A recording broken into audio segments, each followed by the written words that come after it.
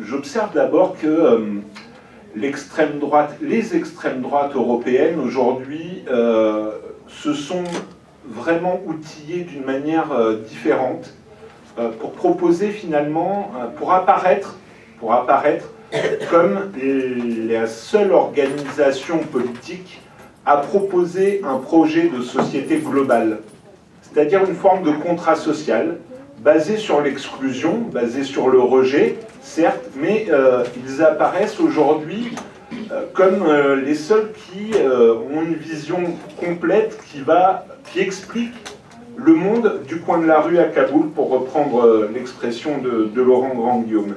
On se rappelle que Mussolini était un de ceux qui ont utilisé les outils conceptuels créés par Georges Sorel, qui, voilà, pour contestable qu'il soit sur un certain nombre justement des outils qu'il avait développés, l'analyse de la violence et de la violence symbolique notamment, n'était pas pour autant porteur de l'idéologie d'extrême droite, que ce soit pour Morceau ou pour Globalité. C'est aussi dans ce cadre-là d'aller piocher des figures et des éléments de rhétorique dans le camp adverse qu'en France, on a vu Marine Le Pen citer Jean Jaurès, s'accaparer des figures du mouvement ouvrier et y compris détourner complètement la figure de Jeanne d'Arc, laquelle n'a pas été toujours l'incarnation de l'extrême droite. Au contraire, ça a été pendant longtemps une figure à laquelle la gauche, et la gauche, on va dire même la plus radicale, a pu se raccrocher, puisqu'elle identifiait, elle incarnait le peuple qui se rebelle et libère le pays contre les puissants. L'utilisation de la violence, et pas de la violence symbolique, de la violence physique, caractérise Obdoré, qui a été mise en cause dans plusieurs cas de violence en réunion, mais aussi de meurtres, notamment de meurtres à caractère raciste et xénophobe. Du côté de Jobbik, je crois qu'ils sont encore au stade où ils ont une quasi-milice à leur disposition. Et ça fait partie en fait de l'écriture d'un récit qui est adapté aux circonstances locales. Dans d'autres endroits, la bataille culturelle a été menée depuis tellement d'années qu'aujourd'hui, on peut avancer dans une démarche qui se rapproche de celle de Feu, la Ligue du Nord ou l'Alliance nationale, c'est-à-dire la participation, le soutien, voire la participation à des politiques gouvernementales.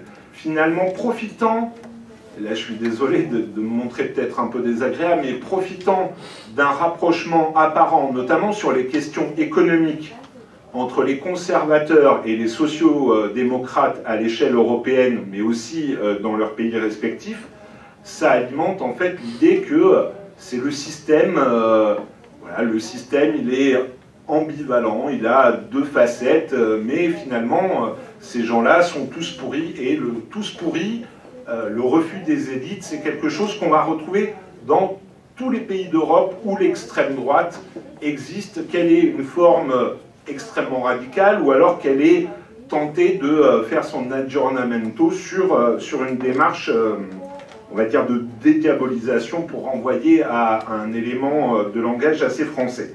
En France, les mouvements d'extrême droite, du Front National au Bloc identitaire, ont réussi à imposer dans le débat politique la notion de français de souche. Comment cela, sur quel concept philosophique ça s'appuie? C'est d'abord une vision organiciste de la société, c'est-à-dire qu'en fait la société est vue comme un corps, voilà, un corps avec une tête, le gouvernement, des bras, des jambes, un foie, un cœur, des vaisseaux sanguins, des nerfs, et ce corps serait soumis à des agressions externes, l'étranger, le migrant, mais aussi à des agressions internes, ceux qui ne sont pas de souche. C'est le microbe qui va nécroser la société dans laquelle nous vivons. Et ça, c'est un des éléments clés qu'on va retrouver dans tous les discours de l'extrême droite européenne. quel que soit le pays. Alors, pour en passer, à mon sens, à comment est-ce qu'on peut lutter aujourd'hui à l'échelle européenne, mais aussi dans chacun de nos pays, pour contrer l'extrême droite, il y a une chose, je trouve, il y a une chose qu'on n'a jamais essayé. On a essayé le déni. Voilà, ces gens-là n'existent pas. On a essayé la diabolisation. C'est c'est des vieux fascistes, des nostalgiques de l'Allemagne hitlérienne, etc. En profitant de vrais d'éléments très concrets pour le faire. C'est-à-dire qu'on ne s'est pas battu sur du vent. On a essayé le conflit de valeurs, ça a été dit par un certain nombre des intervenants précédents, mais j'ai envie de dire, il y a une chose qu'on n'a jamais essayé, c'est la politique. C'est un petit peu ce sur quoi je termine chacune de mes interventions auprès des amis de la Fédération des Maisons des Potes, mais je pense qu'il est vraiment indispensable que nous arrêtions de déléguer à d'autres l'écriture du récit collectif dans lequel nous nous inscrivons. Et c'est pour ça que chaque fois, je vous invite à créer vos plateformes, à intervenir sur les réseaux sociaux, à créer vos blogs. Gaël en a un qui s'inscrit pleinement dans cette démarche-là, c'est réapproprions-nous le récit de notre propre vie, de notre propre expérience, et par le système de capillarité, c'est-à-dire d'identification, on s'identifie très facilement à nos voisins, à nos amis, à ceux qui vivent la même vie que nous. On peut arriver aussi à démonter le discours des spécialistes qui sont, la plupart du temps, ces spécialistes qui sont on est beaucoup dans un système de cooptation et qui alimente d'ailleurs, le règne des spécialistes alimente par ailleurs la mythologie du tous pourri qui est au cœur du discours d'extrême droite. Donc cette réappropriation de l'écriture de notre vie par nous-mêmes permet de lutter contre l'extrême droite sur deux fronts. Et c'est ce à quoi je vous invite.